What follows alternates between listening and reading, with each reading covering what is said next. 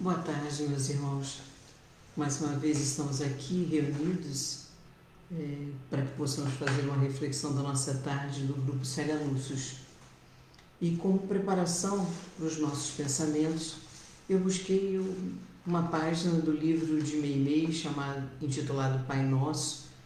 É um livro psicografado por Chico Xavier e que diz assim: Pai Nosso que estás nos céus é o título da mensagem, ou da página. É um livro escrito por Meimei, que o título é Pai Nosso, e ela estuda pedacinho por pedacinho da oração que Jesus nos ensinou. E na página fala assim: quando Jesus começou a prece dominical, satisfazendo ao pedido dos companheiros que desejavam aprender a orar, iniciou a rogativa dizendo assim: Pai nosso que estás nos céus. O mestre queria dizer-nos que Deus, acima de tudo, é o nosso Pai, Criador dos homens, das estrelas e das flores, Senhor dos céus e da terra. Para Ele, todos somos filhos abençoados.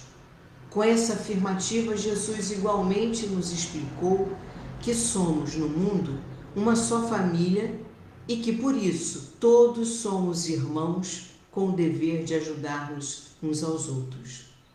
Ele próprio, a fim de instruir-nos, viveu a fraternidade pura, auxiliando os homens felizes e infelizes, os necessitados e doentes, mostrando-nos o verdadeiro caminho da perfeição e da paz. Na condição de aprendizes do nosso Divino Mestre, devemos seguir-lhe o exemplo. Se sentirmos Deus como nosso Pai, reconheceremos que os nossos irmãos se encontram em toda parte. Estaremos dispostos a ajudá-los a fim de sermos ajudados, mais cedo ou mais tarde. A vida só será realmente bela e gloriosa na Terra quando pudermos aceitar por nossa grande família a humanidade inteira. Vamos orar, meus irmãos. Eu peço licença para, na nossa oração, também fazer uso do livro de Meimei, em que tem uma oração, em que ela chama de prece, denomina a mensagem de prece, e diz assim, em oração: Senhor, ensina-nos a oferecer-te o coração puro e o pensamento elevado na oração. Ajuda-nos a pedir em teu nome, para que a força de nossos desejos não perturbe a execução de teus desígnios. Ampara-nos, a fim de que o nosso sentimento se harmonize com a tua vontade e que possamos, Senhor, cada dia, ser instrumentos vivos e operosos da paz e do amor, do aperfeiçoamento e da alegria, de acordo com a tua lei. Que assim seja, Senhor. A mensagem de hoje, dessa nossa tarde, está no livro chamado Abrigo, psicografado por Chico, e mais um livro e mais uma mensagem ditada pelo Espírito de Emmanuel. Ela se chama Jesus e Perdão e fala assim: ensinando o amor para com os inimigos, vejamos como procedia Jesus diante daqueles que lhes hostilizavam a causa e lhe feriam o coração. Em circunstância alguma, vemo-lo a derramar-se, louvaminheiro, encorajando os que se mantinham no erro deliberado, mas sim renovando sempre o processo de auxiliar com o esquecimento de toda injúria. Diante da turba que o preferia a Barrabás, o delinquente confesso não se entrega ao elogio da multidão, mas guarda dignidade e silêncio, tolerando-lhe a afronta. Perante Pilatos, o juiz inseguro não lhe beija as mãos lavadas, mas sim pela conduta de vítima irreprochável, lhe devolve o espírito inconsequente a noção de responsabilidade própria. Em plena rua, cambaleante sobre o lenho do suplício, não se volta para sorrir aos ingratos que lhes cospem no rosto, mas ora por todos eles, confiando-nos ao tempo que é o julgador invisível da humanidade. Na cruz, não toma a palavra para agradecer a inconstância de Pedro ou a fraqueza de Judas, nem faz voto festivo aos sacerdotes que insultam a doutrina de amor, mas a todos contempla sem mágoa, pedindo perdão celeste para a ignorância dos quantos lhe impunham a humilhação e a morte. E olvidando os verdugos e adversários, ei-lo que torna ao convívio das criaturas, em pleno terceiro dia, depois do túmulo em trevas, a fazer ressurgir para a terra, enoitada, a radiante mensagem da luz. Desculpar aos que nos ofendem não será comungar-lhes a sombra, mas sim esquecer-lhe os golpes e seguir para frente, trabalhando e aprendendo, amparando e servindo sempre, na exaltação do bem, para que o mundo e nós outros se liberte do mal. Meus irmãos, essa mensagem, como eu estava falando hoje para uma pessoa muito querida, é um grande desafio. Ela trata de uma questão que nos provoca a sermos melhor a cada momento. Porque perdoar não é fácil. Assim como aceitarmos o perdão do outro também não é tão fácil. E quando Jesus, em sua passagem, em seu caminho, em seu percurso na terra, nos dá tantos exemplos, eu fui até buscar no Evangelho, no Novo Testamento, porque se tivéssemos que somar também o Antigo Testamento, muitas seriam as passagens, ou nós encontraríamos muitas vezes o termo perdão, perdoar, perdoados. No Novo Testamento, se eu não me equivoquei na minha contagem, a palavra, o termo perdão aparece 38 vezes.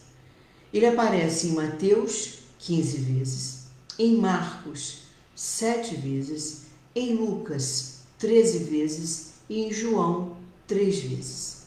É evidente que a palavra perdão, e não a noção do perdão, do perdoar, o exemplo de um ato, de um exemplo ou de uma parábola em que Jesus nos contou. Mas a expressão, o termo perdão, aparece 38 vezes no Novo Testamento. De novo, se eu não estiver equivocada.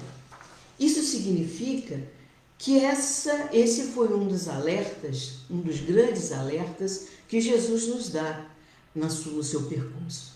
Um dos grandes exemplos que Jesus nos faz a seguir e a perseguir.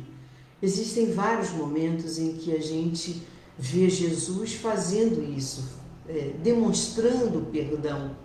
O momento da sua cruz é um dos momentos mais claros, porque ele diz assim na cruz. Todos nós conhecemos, mas vamos só reler esse momento. Ele diz assim, Jesus dizia, Pai, perdoa-lhes, porque não sabem o que fazem. Eles dividiram as suas vestes e as sortearam. Jesus, no momento da sua crucificação, no momento de muita dor do próprio Cristo, dor da sua mãe, dor dos apóstolos, dor dos cristãos que acreditavam no Cristo, aquele momento era um momento não de meias palavras, não de faz de conta. E a passagem que Emmanuel nos deu como reflexão, ele fala o tempo todo que não vale a pena nós fazermos isso quando na verdade não gostaríamos de fazer. Não vale a pena, como ele coloca aqui logo no início, em circunstância alguma, nós vimos Jesus derramar-se em louvaminheiro, ou seja, derramar-se em adulações, em bajulações, para passar, para que não fosse condenado, julgado, discutido, negado em algum momento. Pelo contrário, né? Jesus renova sempre o processo de auxiliar com esquecimento toda injúria. E aí ele vai dando vários exemplos, né, Emmanuel, desse momento. Jesus diante do momento da decisão de Barrabás, Jesus diante de Pilatos, Jesus na rua cambaleando com a cruz no momento do suplício. Na cruz, quando ele toma a palavra, eu já acabei de falar, né, na cruz inflamante, em que ele toma a palavra, e naquele momento, diz Emmanuel, ele não pensa em agradecer a inconstância ou a fraqueza de Judas, nem faz voto festivo aos sacerdotes que insultaram a doutrina dele, que era de amor. Pelo contrário, ele olha para todas essas pessoas e contempla essas pessoas sem mágoa. O perdão, existe uma mensagem também de Emmanuel, chama-se Vantagens do Perdão, acho que está no livro Aulas da Vida, que diz assim, que quando Jesus exortou, clamou, chamou a atenção para todos nós, e conforme eu vi, novamente repito, se o número está correto, 38 vezes a expressão, o termo perdão se faz presente no Novo Testamento, ele não fazia isso simplesmente para chamar a atenção, ou exclusivamente para nos chamar a atenção para o nosso aprimoramento moral, de como poderíamos ser melhores, né, se aprendermos a perdoar. Sem dúvida, isso nos vai fazendo pessoas melhores. Mas ele disse também que Jesus, nesse momento, tentou dar a nós um reconforto íntimo. Porque eu não sei se vocês já pensaram em como deve ser apaziguador, como deve ser reconfortante, usando a expressão que Emmanuel usa nessa mensagem, perdoar o outro. E como é reconfortante para nós, muito mais até, quando nós sentimos que o outro nos perdoa por um erro, por um equívoco, mesmo magoado. Esse momento, para nós, de sermos perdoados e de perdoarmos, é infinitamente melhor do que mantermos a mágoa. É infinitamente mais doce para nós, mais pacífico para nós, para apaziguar nossos corações de tantos tormentos, de tantas angústias, quando nós aprendemos a perdoar. Hoje eu falava isso para esta pessoa muito querida. A mensagem de hoje, ou a temática de hoje, o tema de hoje, é um grande desafio para nós, porque nós temos uma tendência a guardarmos mágoa, a guardarmos rancor, a convivermos com sombras de tristezas, com lembranças que nos corrói o íntimo, que nos corrói o coração, que nos corrói a alma. E carregamos muitas vezes esse peso durante uma vida inteira, perdendo uma oportunidade de não nos compararmos a Jesus, de agirmos como Ele, né? Mas de tentarmos seguir os caminhos do Cristo e apaziguarmos o nosso coração. Não ficarmos presos, né? A elogios, a falsos elogios, mas a guardar dentro de nós a dignidade, o silêncio, a tolerância. Não aqui, né, devolver para o outro o mal, né, mas pelo contrário, sermos responsáveis pelos nossos próprios atos. Não no momento de muita dificuldade, olharmos para aquele que em algum momento foi responsável por nossa dor ou nos abandonou num determinado momento e olharmos como se nada tivesse acontecendo. Nesse momento, devemos olhar para esse outro, não guardando mágoas, mas jogando fora nossas mágoas. Isso é um grande desafio. Esse é um grande teste para nós. E a reencarnação é uma grande oportunidade. Uma oportunidade de refazermos, de repararmos vários dos nossos momentos difíceis de outras vidas, várias das nossas imperdoáveis ações. E ao fazermos isso, Jesus está nos oferecendo esse perdão, esta oportunidade. Estarmos encarnados significa que fomos perdoados mais uma vez, na sua grande maioria, que lembrando aqui o espírito de Célia Lúcius, como eu falei na semana passada, é um espírito amigo da nossa Escola Jesus Cristo, um anjo que se fez carne para apoiar a muitos dos seus queridos, sejam eles principalmente os seus familiares, mas muitas pessoas Célia em vida socorreu, apoiou, não carregou mágoas, pelo contrário, só demonstrou o perdão e o amor por aqueles que no seu caminho a magoaram, ou a machucaram, ou tiveram palavras de abandono, ou as deixou em algum momento com o coração um pouco entristecido. A vida de Célia é uma trilha de luz. Nós não somos Célia Lúcius.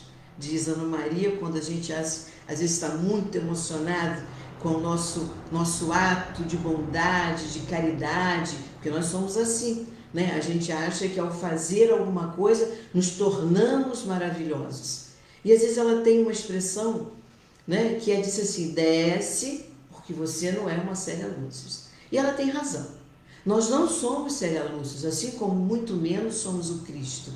Mas nós somos servos de Deus que estamos na Terra para aproveitar a oportunidade de repararmos erros cometidos com o próximo e erros cometidos conosco, com nós mesmos.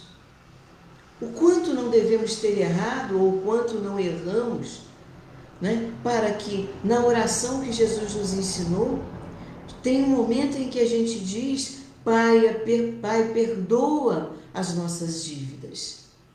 Isso significa que na oração, a oração mais simples, mais pura, mais tranquila de nós repetirmos e sentirmos, não simplesmente repetirmos, mas guardarmos cada palavra. Uma criança é a primeira oração que ela aprende, é a oração que Jesus nos ensinou, que é a oração do Pai Nosso. E lá existe um momento em que nós, servos de Deus, pedimos perdão a Ele pelos nossos pecados, pelas nossas dívidas. Agora, nesse mesmo momento, Jesus não por acaso nos diz que a oração tem que ser assim, não só de pedir perdão a Deus pelas nossas dívidas, pelos nossos débitos, pelos nossos pecados, pelos nossos erros, mas acima de tudo, nós também, lá na oração diz, Pai, perdoa as nossas dívidas, e nós nos comprometemos, assim como perdoamos aos nossos devedores. Portanto, nesse momento, não nos colocamos só à espera de sermos perdoados, mas nos colocamos também na corresponsabilidade com uma contrapartida que esse perdão será acompanhado do nosso perdão para aqueles que nos também hão ferido, perdão. Existe uma parábola, que é a parábola do credor incompassivo, que exemplifica muito isso. É a história, é um momento em que Jesus nos ensina, em uma das suas parábolas, ele diz, o reino dos céus pode comparar-se a um certo rei que quis fazer as contas com seus servos, ou seja, ele quis saber quem os devia. E diante de um dos seus servos, ele observou que esse servo devia a ele 10.000 talentos. Eu fui buscar, né, no Google, tentar identificar o que seria hoje 10.000 talentos de que esse servo condenado, eu não sei se vocês conhecem a parábola ou se conhecem o momento em que se foi tratada essa questão, mas na antiguidade, alguém que devia a outro, ele era preso, a sua família, ele era tornado um escravo, a sua família, seus familiares todos eram vendidos, ele perdia a terra, ele perdia tudo. Quando ele devia, e ele não era um bom pagador. Esse servo estava numa situação desta, que ao não pagar, ele seria preso, sua família seria vendida e tudo que ele pudesse ter conquistado aqui até aquele momento também perderia. E o que significa 10.000 talentos hoje? Se no Google essa informação foi correta, 10.000 talentos significa 350 toneladas. Se for de ouro, significa 100 milhões de dólares. E se for de prata, representa 100 milhões de dólares. E se for de ouro, 8 bilhões de dólares. Esse servo chorou, esse servo implorou, esse servo se ajoelhou e pediu um pouco mais de tempo ao seu senhor, ao rei, para que ele pudesse ser perdoado. Esse homem sentiu compaixão, né? O rei sentiu compaixão desse servo e perdoou ele. E ele seguiu. Só que o que aconteceu? Perdoa, Pai, as nossas dívidas. Deus nos perdoa. A nossa reencarnação é uma oportunidade. É mais uma vez Deus nos perdoando e nos dando a possibilidade de repararmos, reconsiderarmos uma ação e fazermos diferente nessa vida. E aí, esse servo saiu, perdoado, feliz, quando no caminho ele encontra alguém que lhe devia. E rapidamente ele vira e fala assim: encontrou um dos seus conservos, ou seja, um de seus companheiros, que lhe devia 100 dinheiros. E lançando mão dele, sufocava-o dizendo: paga-me o que deves. Então o seu companheiro, prostrando-se aos seus pés, assim como ele o fez com o rei, rogava-lhe dizendo: seja generoso para comigo e tudo te pagarei. Qual foi a reação desse homem perdoado? Voltando: Pai, perdoa as nossas dívidas, perdoa os nossos erros, assim como temos perdoados a quem nos tem ofendido, aos nossos devedores. Há uma contrapartida. Esse homem, esse servo, perdoado na quantia que hoje implicaria em 100 milhões de dólares se a moeda for prata e 8 bilhões de dólares se for ouro, quem devia, ele devia em torno de 3.000 reais, ou 3 pagamentos, 3 salários hoje de um assalariado. Esse homem, qual foi a resposta dele ao pedido de maior tempo ou de perdão? Ele vira e volta. Ele, porém, não quis, antes foi encerrá-lo na prisão até que pagasse a dívida. A reação dele não foi na mesma contrapartida como nós, que pedimos a Deus que nos perdoe e muitas vezes nos sentimos magoados ou somos magoados. Não só nos sentimos feridos, somos feridos. Ou seja, temos razão, né? Vamos colocar assim, nas nossas dores, nas nossas tristezas. Muitas vezes nos sentimos dessa forma. E podemos até ter razão em sentirmos mágoa.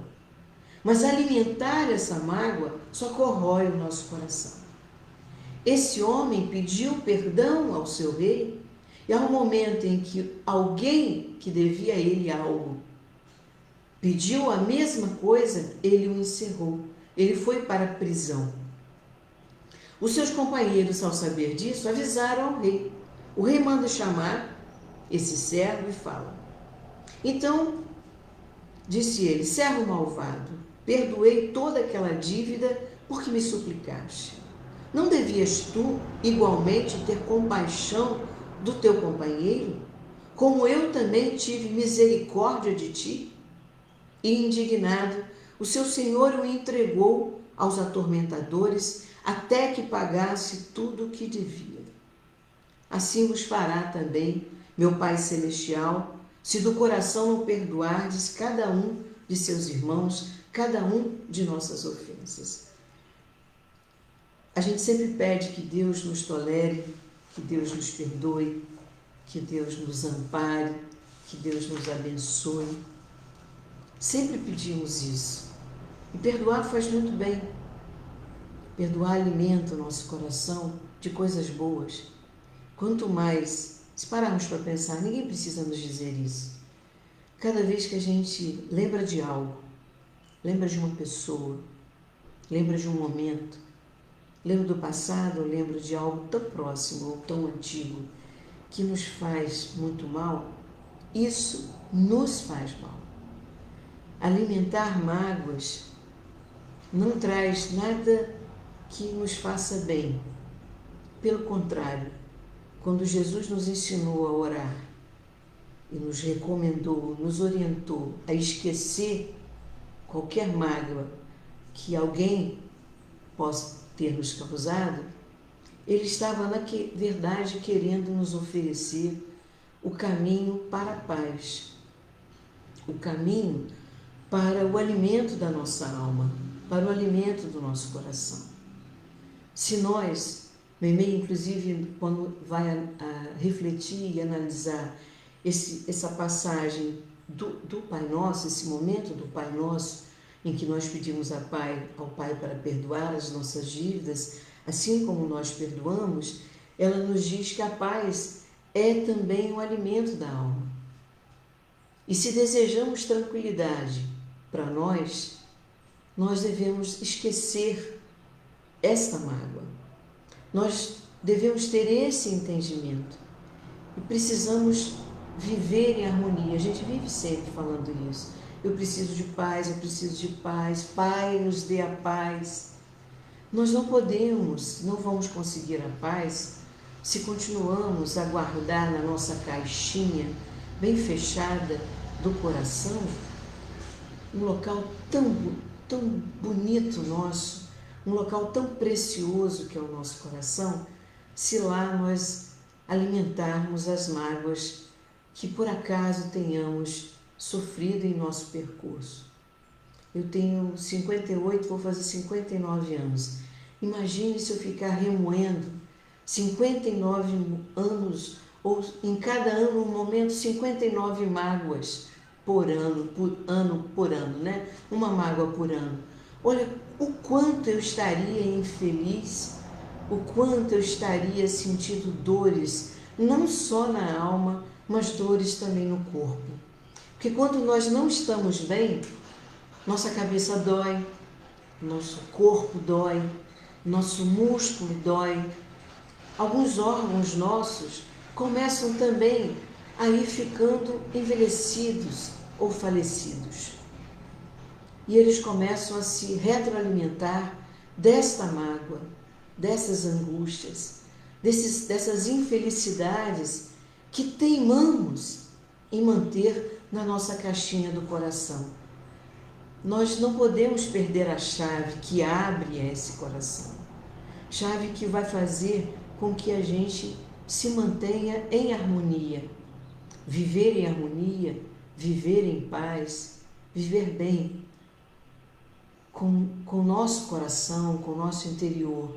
E estar e viver bem com o outro é talvez uma das maiores oportunidades, uma das maiores bênçãos que Deus nos concede com o momento da nossa reencarnação. A reencarnação é a certeza de que Deus é Pai bondoso, misericordioso e justo. Porque como esse Rei, Ele tem compaixão de nós, Ele tem misericórdia para com todos os seus filhos e para tanto dá sempre uma outra oportunidade. Que paremos para pensar nisso. O Cristo, em cada momento, e momentos que não se igualam aos nossos momentos, dores que não se igualam às nossas dores,